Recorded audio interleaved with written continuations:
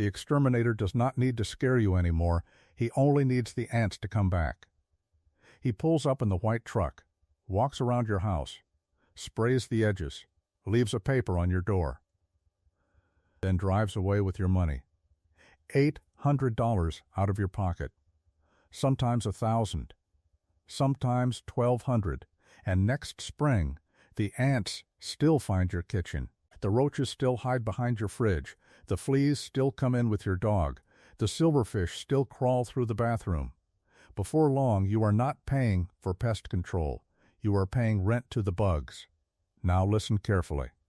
Long before pest control became a monthly plan, old farmers kept a plain white powder in the barn. To your hand, it feels like flour. To a crawling insect, it is broken glass. And if you put it in the right place, keep it dry, and do not pile it up like snow, it can keep working long after the exterminator's spray smell fades from your house. But most people ruin it. Wrong bag. Too much powder. Wet powder. Wrong place. Then they say it failed. No, they failed the method. My name is Silas Yoder. I am Amish, and I was raised around barns, grain rooms, pantries, and old wooden houses where every crack seems to invite something with 6 legs. My grandfather did not panic when he saw ants. He watched where they walked. Then he put the powder on their road. Today, I will show you what that powder is, why it works, where to place it, the dangerous version you must never use in your home, and the one mistake that turns it useless overnight. The powder is called diatomaceous earth. That is a long name for something simple. It is a soft, chalky mineral made from fossilized tiny water organisms called diatoms. When those deposits are ground, they become a fine white dust. It looks harmless, but under a microscope, those particles are rough and sharp. Most crawling insects have a waxy outer coating that helps keep moisture inside their bodies. When an ant, roach, flea, bedbug, tick, silverfish, or beetle crawls through a thin layer, the dust sticks to it. Those tiny particles damage that outer coating.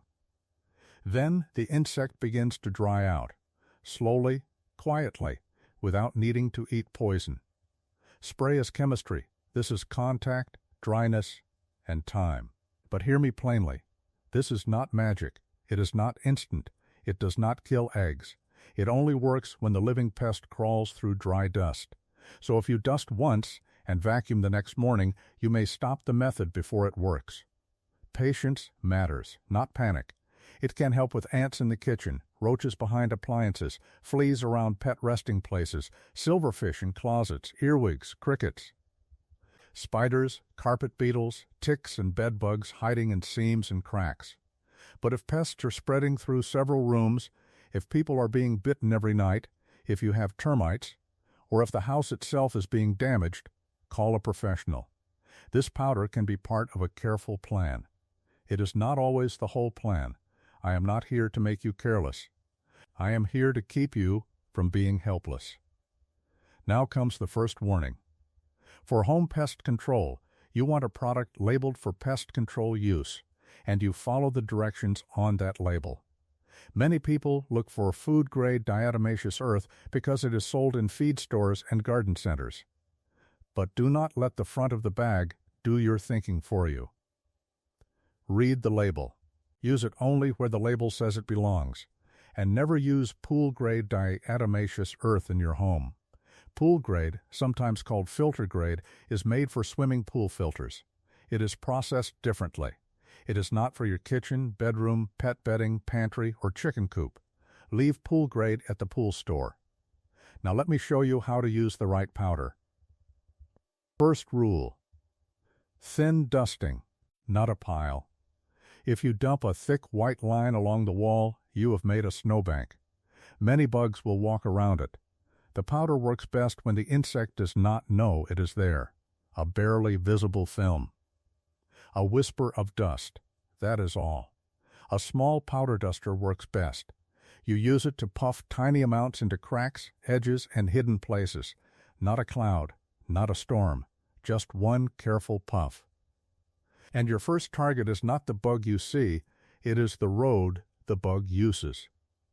Start in the kitchen, behind the fridge, under the stove, behind the dishwasher, along dry baseboard cracks, around small gaps where pipes enter the wall, in dry corners under the sink. If ants are coming in, follow the trail until you find the doorway. A window crack, a door threshold, a gap behind a cabinet. That is where the powder belongs. For roaches, think dark, warm, tight, and hidden. Behind appliances, under cabinets, around plumbing, inside dry cracks. If there is a leaking pipe, fix the leak first, because here is the sentence you must remember. Wet powder is dead powder. Dry, it works. Wet, it sleeps. For fleas, start where the animal rests. Use a light dusting near bedding, carpet edges, and floor cracks. Leave it according to the label, then vacuum. Do not cover your pet in powder because someone online did it. Some products are labeled for animals, some are not. Ask a veterinarian if you are unsure. For bed bugs, be precise. They hide in mattress seams, bed frame joints, headboards, screw holes, baseboards, and tiny cracks. A thin dusting in those hiding places can help. But do not dust the surface of your mattress where you sleep and breathe. For outside use, watch the weather. If you dust before rain, you wasted your time. Apply it only when the area is dry. Use it lightly along foundation cracks, dry porch edges, garage thresholds, shed corners, and ant entry points. Bees visit flowers. Do not dust where they feed. A bee is not your enemy. Now let me give you the 7 reasons people fail with it. Wrong bag. Too much powder, wet powder. Dusting the wrong place. Cleaning it up too fast. Expecting instant chemical speed. Leaving crumbs, grease, pet food, trash, leaks, and clutter behind. If you feed the enemy while dusting the doorway, you are working against yourself. Clean first. Seal food. Fix leaks. Remove clutter. Then dust. Now the safety part.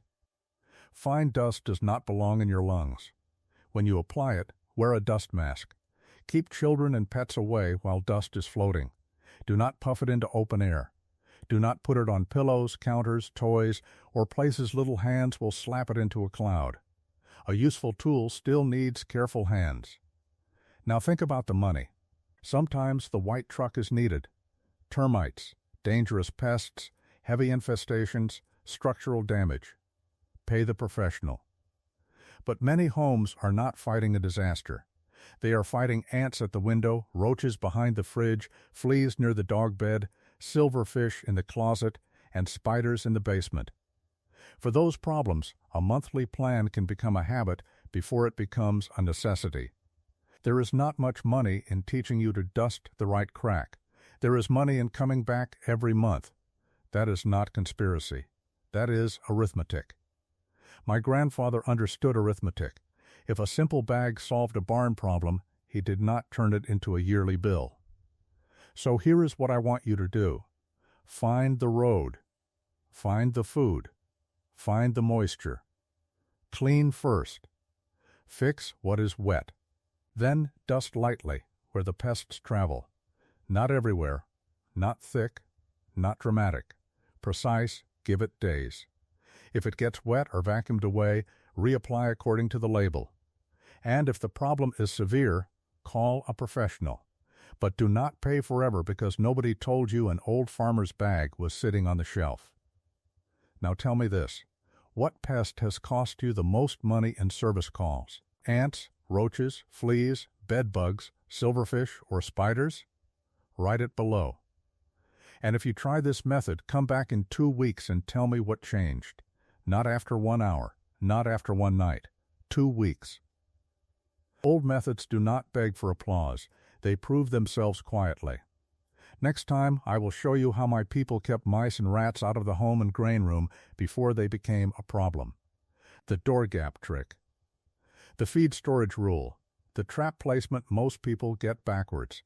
And the one kitchen habit that invites mice faster than leaving the door open.